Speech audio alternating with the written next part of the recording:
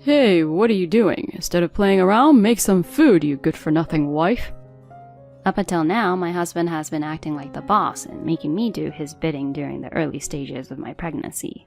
He finally went so far as to hurl insults at me during my remote meeting and even threw a bucket of water at me. I turned around, soaking wet, and there stood my satisfied husband. What's your problem? You should say that kind of thing after fulfilling your wife's duties, you know? Come on, hurry up with a meal. I had reached my limit at this point. I couldn't stand having a husband who not only bossed me around, but also threw water at his pregnant wife. Before I could protest to my husband, I grinned and said this. Oh, well, my condolences to you. My name is Harper, a 32-year-old working wife. I am an only child, so my immediate family consisted only of my parents, who lovingly raised me by themselves. My extended family also cherished me, especially my maternal uncle, Joseph, who is single and treated me like his own daughter. My uncle held a high position as an executive at a major confectionery company, Candy Creations, and he often gave me the sweets they produced. This is a candy that your uncle helped create when he was young. As he said that with a smile, my respect for my uncle grew. Gradually, my dream became working for the same company as my uncle. I wanted to plan memorable sweets that would leave a lasting impression on people. During my time in college, I applied to Candy Creations as my top choice and successfully secured an offer. I had kept my family connection a secret, so it was by no means a case of nepotism. My uncle was also pleased with my decision to join the company. However, to avoid any trouble in the future, we had decided to keep our family connection in secret within the company. After joining the company, I worked diligently, but I became so engrossed in my work that I didn't have a boyfriend until my late 20s. Despite my uncle and parents' recommendations for matchmaking, I declined and decided to find a partner on my own. I registered with a marriage consultation agency and met several men. But I couldn't find anyone who truly clicked with me, and I was on the verge of giving up. It was at that time that I finally met Elijah, who would later become my husband. Elijah was a salaried employee at a major advertising company, Dynamic Ads. He had a great appearance, and my first impression of him was flawless. Initially, I only revealed that I worked for a confectionery manufacturer, keeping my connections to Candy Creations a secret. In that situation, Elijah said to me, Do you work at a confectionery manufacturer? I absolutely love sweets, you know? I'm particularly fond of Candy Creations gummies. I always have them. He then showed me a pack of gummies from his bag. Those gummies were the first product I had been involved in planning after joining the company. I genuinely felt delighted by Elijah's words. Actually, this is a snack I was involved in planning, so I'm happy you like it. Oh, really? That's quite a coincidence. And so this is how my relationship with Elijah began. Due to our mature ages, after 1 year of dating, I received a proposal from Elijah. I happily accepted it. After introducing each other to our parents, we decided to have a wedding with only close relatives and friends. Dressed in a wedding gown, I was at the peak of happiness. On the wedding day, my uncle had tears in his eyes as he blessed us. He came to us and expressed words of celebration, and I responded with a smile. However, after my uncle had left, Elijah whispered something to me. Hey, is that uncle of yours perhaps a big shot from Candy Creations? Huh? Why do you say that? I've seen him at a competition before. We lost that time, though. Is that so? Harper, isn't it a bit fishy? If Candy Creations executive is a relative of yours, you could have told us. Could it be that he got hired through connections? I quickly denied it. I've been keeping the fact that he's a relative a secret. Despite conveying this, Elijah smirked. I see. But your uncle seemed quite fond of you, didn't he? Yes, he had been kind to me since I was a child. Another participant approached us, so the conversation ended there. However, Elijah was strangely in a good mood afterward. I had a bad feeling at that moment. Later, Elijah and I moved to a rented apartment, starting a new life. But it was there that I faced a certain problem. By the way, I work in the planning department, so I often have to work overtime, and it's a demanding job. Elijah was aware that I was reasonably busy, so before we got married, we made an agreement to share household chores. However, Elijah didn't do any housework at all. When he came home, he would just laze around. Furthermore, he would rush me to prepare meals. Of course, he didn't even bother to clear the dishes after eating. At first, I tried to manage everything by myself, thinking that I had become his wife. However, after living like that for several months, the stress began to build up. One day, I decided to have a frank discussion with Elijah. "Hey, Elijah, could you help out with household chores a bit?" However, my husband responded with apparent reluctance. What are you talking about? Once we're married, isn't housework the wife's job? That's not the case at all. We both agreed to share it before we got married, right? We're both working after all. Did we really make such an agreement? Anyway, I don't feel like doing housework. You should do the housework, properly, as your duty as a wife. I was stunned by those words and couldn't say anything in response. Since then, Elijah became increasingly domineering. Get this suit dry cleaned. We're running low on socks. Make sure to buy some by tomorrow. He started bossing me around with commanding tones, and eventually, a wife should obey her husband.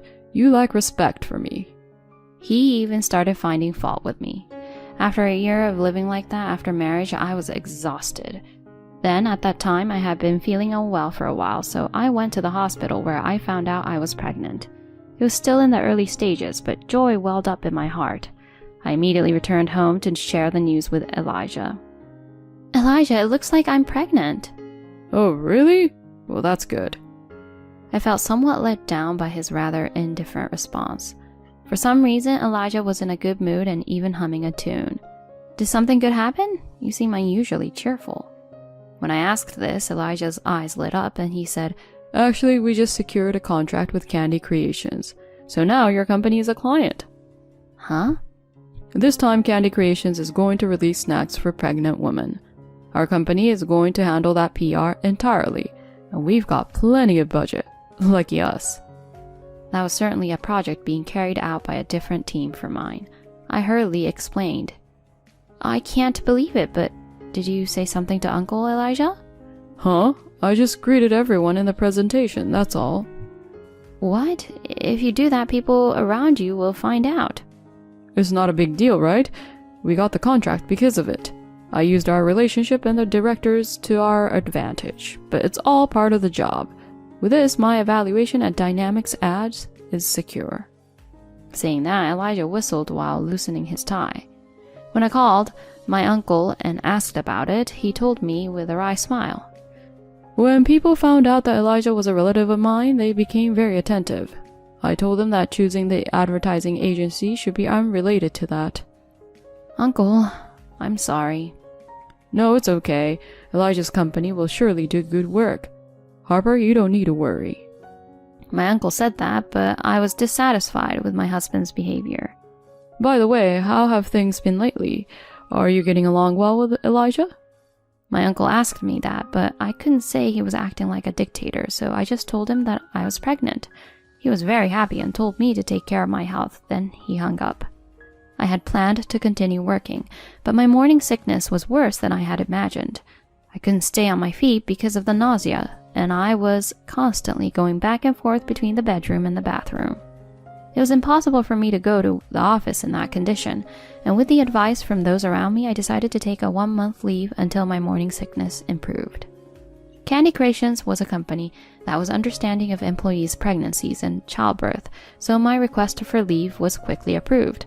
When I informed Elijah about my leave, he showed reluctance. When I informed him about my morning sickness, he also expressed disapproval. Huh? I've never heard of taking a leave for morning sickness or something like that. It can't be helped. My health is really bad right now. Pregnancy and childbirth aren't illnesses, you know? Taking leave for just morning sickness? You're not being a responsible professional, are you? Even if you say that. In frustration, I bit my lip, and Elijah continued. Well, whatever. Since you're staying at home, make sure to take care of all the housework perfectly, okay? Huh? That's why I can't even stand up because of the morning sickness. Can't you understand? Don't be so dependent. If you're not working, don't rely on me for everything. If you don't do the household chores, it won't end well for you. His words were so harsh that I felt dizzy. As he had declared, Elijah demanded perfect housekeeping from me, even though I was struggling with morning sickness. For example, I would feel nauseous at the smell of pasta boiling, so I had resorted to using frozen pasta. However, Elijah quickly noticed it and harshly criticized me. Hey, what is this? You're feeding me frozen pasta. Elijah, you used to eat it without any complaints. You're supposed to be a homemaker and you can't even make pasta? Are you really that useless? He continued to criticize my household chores and make sarcastic comments, all the while refusing to help with them. I struggled to cope with morning sickness, but still tried to fulfill my husband's demands by doing the housework. Around 3 weeks into my leave, something unexpected happened. I received a sudden call from the company. I am well aware that you are on leave, but I would like you to attend the remote meeting this coming Saturday. I heard the details of that meeting and agreed without hesitation. On the Saturday morning in question, Elijah was still asleep, so I sat in front of the computer in the study and joined the remote meeting. I was feeling better that day, with my morning sickness under control. I participated in the remote meeting, offering my opinions and taking notes on the meeting content. Just as I was speaking, the study door behind me creaked open. Hey, what are you doing? Instead of playing around, make some food, you good-for-nothing wife. Then he splashed a bucket of water on me from behind. When I turned around, there was Elijah standing there with a satisfied expression. What's your problem? You should say such things after fulfilling your wife's duties, you know? Come on, hurry up with a meal. I had reached my limit at this point. Having a husband who not only bossed me around, but also threw water at his pregnant wife was unbearable. Before protesting to Elijah, I grinned and said, "Oh, well, condolences to you." Huh? What the hell are you talking about? Elijah furrowed his brow. I slid my chair and adjusted the computer screen of the remote meeting to make it visible to him. Why? Elijah's face gradually turned pale. On the screen were my husband's company's advertising team, along with the representatives from Candy Creations, including my uncle. There were looks of astonishment, disgust, and anger, especially on my uncle's face. I was in the middle of a remote meeting. Huh? Why are you participating while on leave? Well, you know, you secured this project for advertising targeting pregnant women, right? I was asked to participate because they wanted to hear from a pregnant employee. That can't be... Then my uncle at the back of the screen addressed me. Harper, are you okay? Since you were splashed with water, shouldn't you go to the hospital? The remote meeting participants expressed concern for me, one after another. Uncle, I'm fine. Thank you, everyone. Upon my response, my uncle says sternly, Now, everyone from Dynamic Ads, is he the sales representative from your company who handled this project? Yes, he is from our company. As the manager of Dynamic Ads answered with a trembling voice, my uncle continued. The Dynamic Ads developed this product with the intention of caring for pregnant women. But for the person responsible to behave so outrageously towards his pregnant wife, frankly, we've lost trust in your company. Wait, Executive Director! Despite the manager of Dynamics Ads' frantic attempts to stop him, my uncle continued coldly. Personally, I'm inclined to terminate the contract altogether. We will reconsider it internally and get back to you, so please wait for a while. One by one, my uncle and the representatives from Candy Creations exited the remote meeting. The only ones left were the members of Dynamic Ads, where my husband worked. Elijah, what have you done? We're about to lose a major contract. No, even before that, is such behavior even acceptable as a human being? Chastised by the manager, my husband answered with a pale face. I'm sorry, I didn't know. Do you always treat your wife like this? Huh? Is that the case? Well... When Elijah choked on his words, the female advertising designer from Dynamic Ads, who was present, spoke up. He poured water on his pregnant wife and asked her to make dinner. That's truly unbelievable. Starting with her comment, the attendees from Dynamic Ads criticized him one by one, saying things like, "This is terrible," and "So Elijah was like this." Wait, everyone. It's a misunderstanding. As Elijah desperately shouted, the members of Dynamic Ads continued to leave the remote meeting one by one. Soon there was no one left on the conference screen. My husband knelt on the floor, bowing his head in despair. Just then, the intercom rang. When I answered it, my uncle was standing there. I came because I was worried. Are you really okay physically? I was still soaked, but I nodded in response to my uncle's words. Then my husband rushed out of the study and prostrated himself in front of my uncle. Executive Director, I am truly sorry for the trouble I have caused you. Please just spare us the contract termination. However, my uncle looked down at Elijah and said, Isn't the person you should be apologizing to someone else? Oh. Until that moment, Elijah had likely not considered me much. He turned pale, and when he looked at me, he desperately clung to me. Harper, I'm truly sorry. Please, forgive me. Can you say something to the executive for me? I forcefully pushed Elijah away. Don't play around. You've treated me poorly both before and during pregnancy. Marrying you was a mistake in itself. I've already decided to get a divorce. What? Divorce? Harper, you can't be serious. Saying that household chores are a wife's duty? That way of thinking is completely outdated. We're both working, so where's the logic in not sharing household responsibilities? Is your mind like an outdated, rusty computer that refuses to update? Harper. Be prepared, you worthless man, because I'm going to claim alimony and child support. When I spat out those words, Elijah burst into tears, his face covered in tears and snot. My uncle sighed and took me away from the scene. That's how I returned to the safety of my family home. Later, Elijah and I divorced. As a substitute for alimony, I received all of our shared savings. We settled things with a lump sum payment for child support. Afterward, Candy Creations terminated its contract with Dynamic Ads. Elijah was forced to take responsibility and was moved from the flowery sales department to a less cushy position. Elijah's wrongdoings were already widely known at Dynamic Ads. Unable to bear the hushed whispers and rumors, Elijah chose to resign voluntarily.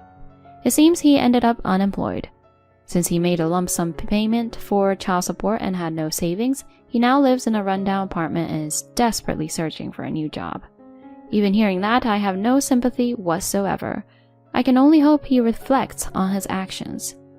As for me, I recently gave birth to an adorable little girl.